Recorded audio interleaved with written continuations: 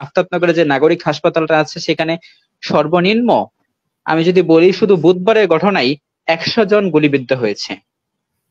বৃহস্পতিবার। হ্যাঁ, এই জি, আমি যদি বলি তারপরে হচ্ছে ফরাজি হাসপাতাল, এখানে প্রথম দিকে রোগীদেরকে সেবা যারা গুলিবিদ্ধ হয়েছে তাদেরকে সেবা না দিলেও শুধুমাত্র পুলিশ যারা আহত হয়েছে তাদেরকে সেবা দিয়েছে। আমি আপনাদেরকে আরেকটি বিষয় জানিয়ে রাখতে চাই, এই বিষয়টি গণমাধ্যমে এখনো ফুটে ওঠেনি। গতকালকে মালিবাগ যে শাহজাহানপুর থানা আছে সেখানে ওইখানে যে মেস গুলো আছে, এই বাসাবাড়ি যে মেস গুলো সেখানে বিনা কারণে স্টুডেন্টদেরকে নিয়ে যাওয়া হয়েছে। যে কিছুক্ষণ পূর্বে আনুমানিক সন্ধ্যার পরপরই আমাদের সমন্বয়ক দুইজন আসিফ মাহমুদ এবং নাহিদ হাসানকে গণস্বাস্থ্য হাসপাতাল থেকে কিন্তু তুলে নেওয়া হয়েছে। তো এইভাবেই হচ্ছে একটা দরপাকড়ের মধ্যে চলছে, কিন্তু কোনো মিডিয়া, মেইন স্ট্রিম মিডিয়াগুলো সেখানে পুরোপুরি মানে এই বিষয়গুলো কোনোভাবেই লিখছে না। যদি ছোট করে একটু বলতে চাই আজকের আন্দোলনের বিষয়টা, যদিও আমরা দেখতে পাচ্ছি যে কোটা সংস্কার আন্দোলনের বিষয়টি নিয়ে, প্রথমে তার আগে আমি একটু বলে নিচ্ছি, আমি ঢাকা বিশ্ববিদ্যালয়ের একজন শিক্ষার্থী এবং প্রথম থেকে আমি আন্দোলনের সাথে সংযুক্ত আছি। প্রথম থেকে যে বিষয়টা আমরা দেখে আসছি, আমাদের আন্দোলনের প্রথম থেকে আপনারাও দেখছেন বা বহির্বিশ্বে গণমিডিয়াও সকল মিডিয়াও দেখছে যে আমাদের আন্দোলনের প্রথম থেকে কোনোভাবেই আমাদের জাস্ট একটাই লক্ষ্য ছিল, একটাই মেন পয়েন্ট ছিল, আমাদের 2018 সালে যেই কোটা আন্দোলনটা, সেই আন্দোলন যাতে মানে কোটা সংস্কারটা, সেই সংস্কার যাতে ঠিক থাকে সেই বিষয়টা নিয়েই হচ্ছে আমাদের আন্দোলনটা ছিল। এবং সরকার যে এরকম পদক্ষেপ নিয়েছে সেটা পুরোপুরি তাদের একতরফা পদক্ষেপ, সে বিষয়ে আমরা আপনারাও জানেন, আমি বিষয়ে কথা বলতে চাচ্ছি না। তবে এখন আমাদের মেইন প্ল্যান ছিল একটাই, সেটি হচ্ছে যাতে সবাই সমভাবে সকলেই সকলের সমানভাবে সুবিধাটা পাই। তো এর পরপরই সরকার প্রথমভাবে পুরোপুরি অনড় ছিল, তার দিকে থাকবেন, কিন্তু সেখান থেকে সে মানে একটা একচেটিয়া ভাবে ছাত্রদেরকে দমন করার চেষ্টা চলছে। আমি যদি একটু ছোট করে বলি, গত বৃহস্পতিবার দিন, মানে হচ্ছে গত বৃহস্পতিবার আগের বৃহস্পতিবার, অর্থাৎ যতটুকু মনে হয় 18 তারিখ, প্রত্যক্ষভাবে আমি আন্দোলনে যুক্ত ছিলাম। আমি ওদিন অন্য একটি এরিয়া, হচ্ছে আমি বর্তমানে যেখানে থাকছি, আমি বিজয় 71 হলের স্টুডেন্ট। বিজয় 71 হল থেকে আমি যখন হলগুলো বন্ধ করে দেওয়া হয় আমি চলে আসি। আমি শান্তিনগর এরিয়াটাতে ছিলাম তখন, শান্তিনগর এরিয়ায় আমি উঠেছিলাম। শান্তিনগর থেকে আমি পুরোপুরি মালিবাগ বা এই এরিয়াতে আন্দোলনে যোগদান করি। আমরা ঢাকা বিশ্ববিদ্যালয়ের অলমোস্ট প্রায় 13 জন ছিলাম একসাথে, যেখানে আমরা আন্দোলন করেছি। কিন্তু আন্দোলনের এক পর্যায়ে আমরা পুরোপুরি ভাবে এদিন আমরা কোনোভাবেই মাঠে উঠতে পারিনি। আমাদের মেন প্ল্যানটা ছিল যে আমরা এনিহাও মাঠ ছাড়বো না।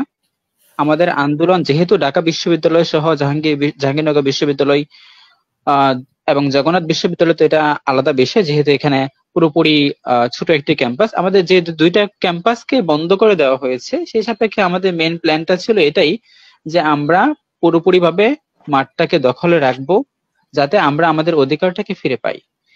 কিন্তু সেখানে বর্বরতার সহিত হামলা করা হয়েছে আমাদের উপর। আমি যদি পুরোপুরি বলি, আনুমানিক 5টার পর বিজিবি নামিয়ে দেওয়া হয়েছে, 5টা থেকে 6টার পর বিজিবি নামিয়ে দেওয়া হয়েছে। এবং বিজিবি নামিয়ে দেওয়ার পরপরই সেখানে মানে সরাসরি গুলি, যদি আমরা বলি যে এই মানে আমি ওই দিন 6টা থেকে 10টা পর্যন্ত পুরো বিষয়টাই আমি পর্যবেক্ষণ করেছিলাম। বিভিন্ন, আমি যদি বলি, নাগরিক হাসপাতাল আফতাবনগরের, বনশ্রী ফরাজি হাসপাতাল, একই সাথে হচ্ছে মালিবাগের যেই কি বলা হয় এটা, মালিবাগের পদ্মা ডায়াগনস্টিক হাসপাতাল, একই সাথে হচ্ছে ওই খিদমা হাসপাতাল খিলগাঁওয়ের, প্রত্যেকটি হাসপাতাল স্টুডেন্টদের জন্য এনাফ সুবিধা দিয়েছিল।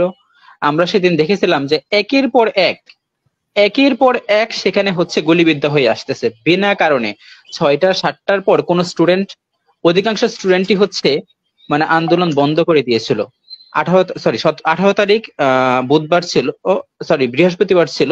বৃহস্পতিবার দিন সন্ধ্যা 6টার পর পুরোপুরি ভাবে কিন্তু বন্ধ করে দেওয়া হয়েছিল আন্দোলন অনেকটাই। কিন্তু জাস্ট জনগণের ভিতরে একটা উৎসুক ছিল যে মানে সেনাবাহিনী মাঠে আসছে বা হচ্ছে তারা কি পদক্ষেপ নিচ্ছে, বা বিজিবি মাঠে আসছে, তারা কি পদক্ষেপ নিচ্ছে, সেই বিষয়টা নিয়ে সকলের মধ্যে একটা উদ্বিগ্নতা কাজ করছিল। বেশ কিছু স্টুডেন্টও মাঠে ছিল, বাট বেশিরভাগই ছিল হচ্ছে উৎসুক জনতা। বাট এইখানে তারপরে যখন তাদের উপর নির্বিচারে গুলি করা হচ্ছে, মানে বীভৎসতা যদি আমি আমার স্বচক্ষে দেখা যদি আমি বলি, আমার পার্শ্ব ছিলাম আমি মালিবাগের একবারে যদি আমি বলি যে মালিবাগ যে ইবনে সিনা হাসপাতাল আছে তার পাশেই ছিলাম। মানে মিনিমাম এটা যদি বলি যে সরাসরি প্রায় 600 থেকে 700 কিলোমিটার দূর থেকে একটা গুলি করা হয়েছে বিজিবি, মানে একসাথে গুলি করা হয়েছে। একটা আমার পাশে যে ছিল ছোট্ট একটা বাচ্চা, হয়তোবা 9 থেকে 10 বছর হবে এরকম, জাস্ট দেখতে আসছে কি অবস্থা হচ্ছে। গুলিটা তার মানে তার বুকের ভিতর দিয়ে বের হয়ে সেটা হচ্ছে অন্য একজন বাচ্চার পেছনে যিনি দাঁড়িয়ে আছেন তার কাছে গুলিটা গিয়ে লাগছে। মানে এটা স্বচক্ষে আমার দেখার সৌভাগ্য হয়েছিল। বাট এর চেয়ে বড় বিষয়টা হচ্ছে এরকম যে এদিন কত মানুষকে যে নির্বিচারে গুলি করা হয়েছে যা বলা বাহুল্য।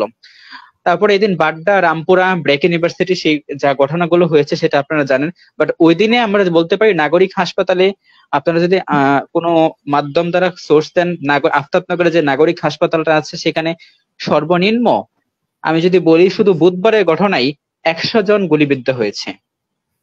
বৃহস্পতিবার। জি, আমি যদি বলি তারপরে হচ্ছে ফরাজি হাসপাতাল, এখানে প্রথম দিকে রোগীদেরকে সেবা যারা গুলিবিদ্ধ হয়েছে তাদেরকে সেবা না দিলেও শুধুমাত্র পুলিশ যারা আহত হয়েছে তাদেরকে সেবা দিয়েছে। তারপর একটা সময় ফরাজি যে ইমন ফরাজি আছেন উনি একটা সময় হয়তো বা কোনো না কোনো কারণে তারপর স্টুডেন্টদের সুযোগ দিয়েছেন। সেখানেও ওই বুধবার দিন আমি যতটুকু আপডেট পেয়েছি 78 জনের মতো হচ্ছে ওখানে গুলিবিদ্ধ হয়েছেন। আমি যদি বলি পদ্মা ডায়াগনস্টিক সেন্টারের কথা, সেখানে 23 জন গুলিবিদ্ধ হয়েছেন। আমি যদি বলি খিদমা হাসপাতালের কথা, সেটা আমি নির্দিষ্ট করে বলতে পারছি না, তবে আমি যেটা আপডেট পেয়েছি 50 জনের উপরে সেখানে গুলিবিদ্ধ হয়েছেন। তারপরে শুক্রবারের ঘটনা, সেটা আর মানে আমাদের সাহস হয় নাই সেই মাঠে বের হওয়ার মতো একটা পরিস্থিতি, এতটা ভয়াবহ অবস্থা করে রাখছিল। তবে শুক্রবার বিনা কারণে গুলি করা হয়েছে, শুধু উৎসুক জনতা, বিনা কারণে গুলি করা হয়েছে। সবচেয়ে ভয়াবহ ঘটনা হচ্ছে এটাই যে আমরা এমনও খবর পেয়েছি অধিকাংশ রিক্সাওয়ালা থেকে রামপুরা ব্রিজ, বাড্ডা এবং মালিবাগ এরিয়াতে, মৌচাক এরিয়া, শান্তিনগর এরিয়া, ওই শান্তিনগর নেই মৌচাক এরিয়া পর্যন্ত অধিকাংশ রিক্সাওয়ালা বলেছেন যে এখানে বিএসএফ নামানো হয়েছে। আমরা জিজ্ঞাসা করলাম যে বিএসএফ কেন নামানো হয়েছে, বিএসএফ তো নামার কোনো প্রশ্নই আসে না।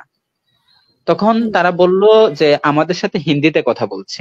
এরকম একজন, দুইজন, তিনজন নয়, আমরা অলমোস্ট 40-50 জন রিক্সাওয়ালা থেকে একই তথ্য পেয়েছে, আমাদের সাথে তারা হিন্দিতে কথা বলেছে। সবচেয়ে শিহরিত একটা ঘটনা হচ্ছে এটা। এখন এই সম্পর্কে আমি এরপরও বেশ কয়েকজনের সাথে কথা বলেছিলাম, তারা বললো যে না, এমনটা হতে পারে না। কিন্তু আমরা একজন দুইজন নয়, প্রায় 40-50 জন রিক্সাওয়ালা থেকে এই শব্দটাই পেয়েছে যে তারা হিন্দিতে আমাদের সাথে কথা বলেছেন, কিন্তু বিস্তারিত তাদের সাথে কথা বলতে পারিনি।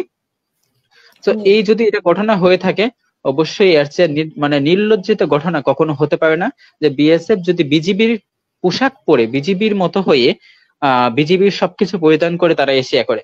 এছাড়া এমন ভাবে, মানে আমার কাছে মনে হয় না যে বিজিবি যদি সে বাংলাদেশি হয়ে থাকতো, আমার কাছে মনে হয় না যে সে এইভাবে মানুষ মানে একটা পাখির মতো গুলি করতে পারতো। তার ভিতরে একটু একটু হলেও মায়া তার ভিতরে থাকতো। কিন্তু সেখানে সেই বিষয়টাও আমাদের কাছে আসলে প্রশ্নবিদ্ধ, কারণ এখন বাংলাদেশি গণমাধ্যম যারা লিখতে পারে, যারা লেখার মতো ছিল, তারাও আসলে লিখছে না, তাদের পক্ষ থেকে একটা প্রেশার আসছে। সুতরাং এই মুহূর্তে আমার খুবই খুবই প্রিয় এখানে জিয়া হাসান ভাই আছেন, যার প্রতিটা সবকিছুই আমি দেখি। আপনাদের কাছে অনুরোধ রইল যে শিক্ষার্থীদের পাশে থাকেন, শিক্ষার্থীদের পাশে দাঁড়ান, একই সাথে আমাদের পাশে দাঁড়ান। আমরা দেশের সংস্কার চাই। আমি আপনার কাছে আমার প্রশ্ন, আমার অতিথিদেরও যদি কোনো প্রশ্ন থাকে প্রশ্ন করবেন। আপনাদের এখন আন্দোলনের কি পরিস্থিতি আপনাদের, এবং আমি যেটা জানতে চাই যে সেনাবাহিনী নামার পরে আপনাদের কি পরিস্থিতি হয়েছিল? সেনাবাহিনী নামার পরে আমরা আসলে তখন তো সবকিছু বন্ধ করে দেওয়া হয়েছিল, যোগাযোগ ব্যবস্থা। আমরা ফোনে যোগাযোগ করেছিলাম যে আন্দোলনে কি করা যায়। আমরা আমাদের সমন্বয়কদের সাথে কোনোভাবে যোগাযোগ করতে পারছিলাম না, একাধিকবার চেষ্টা করছিলাম কিন্তু কোনোভাবে করতে পারছিলাম না। আহ আমাদের ওখান থেকেও তারপরেও সমন্বয়কটা বারবার মানে আমাদের এই এরিয়া যেহেতু এখন পুরোপুরি ক্যাম্পাস বন্ধ হয়ে গেছে, তখন মানে আমরা আমাদের অবস্থানেই ছিলাম, আমরা পর্যবেক্ষণ করছিলাম যে কি করা যায়। মানে তখন তারপরে কি আমরা মনে হয়েছে যে আগের তুলনায় কিছুটা কমেছে বা বেড়েছে, এরকম কোনো পরিবর্তন, বিশেষ কোনো পরিবর্তন না, আপনারা লক্ষ্য পরিবর্তন করেছেন? পরিবর্তন না, আমরা আমাদের অবস্থানেই আছি। আমরা আমাদের যে দাবিগুলো রয়েছে সেই দাবিগুলো না, যদি দাবির সরকারের জায়গায় কাছে। আছেন, কিন্তু ওই যে আপনাদের হত্যা, মানে যেভাবে গুলি করা হতো সেই পরিস্থিতির কথা বলছি, যেভাবে মানে ধরপাকড় ছিল, সেই পরিস্থিতির কোনো পরিবর্তন হয়েছে কিনা সেই পরিস্থিতি আপনার এখনো কি? আছে। আমি সেই পরিস্থিতি আমি আপনাদেরকে আরেকটি বিষয় জানিয়ে রাখতে চাই, এই বিষয়টি গণমাধ্যমে এখনো ফুটে ওঠেনি।